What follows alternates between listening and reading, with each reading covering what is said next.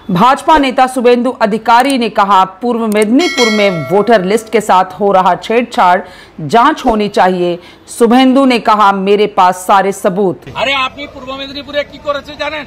প্রথম BLO list পাল্টেছে Purnendu মাঝি সভাধিপতিকে নিয়ে বসে। আমার কাছে পুরো রেকর্ড আছে। আমি একদম যা করার করব, নিশ্চিন্ত থাকুন।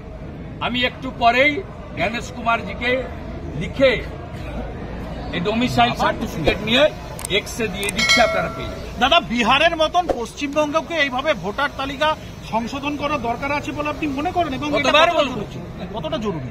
কতবার আপনাকেই প্রশ্ন করছি, আপনি লোকাল ছিলেন।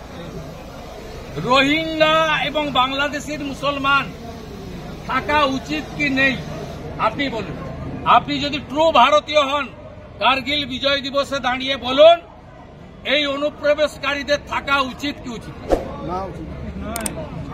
ভারতীয় মুসলমানদের, পশ্চিমবঙ্গের মুসলমানদেরও এই ইস্যুতে ইলেকশন কমিশনকে সহযোগিতা করা উচিত। কালিয়াচকের পরিযায়ী শ্রমিককে বাংলাদেশের নাগরিক সন্দেহে রাজস্থানে গ্রেপ্তার, 2 মাসের জেল, বৈধ নথি থাকা সত্ত্বেও বাংলাদেশে পুশব্যাকের অভিযোগ। আপনি কি করে জানলেন বৈধ? আপনি জানলেন কি করে এবিপি আনন্দ বৈধ? জানলেন কি করে? আপনি কোর্ট থেকে নথি তুলে নিয়ে আসবেন, আমাকে দেবেন, আমি রাজস্থানের মুখ্যমন্ত্রী ভজনলাল শর্মাকে বলবো যে আপনার পুলিশকে বলুন ক্ষমা চেয়ে মুক্তি দিতে।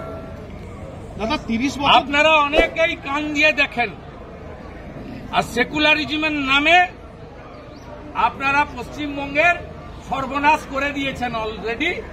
1.5 कोटी लोग। दिन भर की ताज़ा तरीन खबरों और ब्रेकिंग न्यूज के लिए बने रहिए स्पष्टता न्यूज के साथ।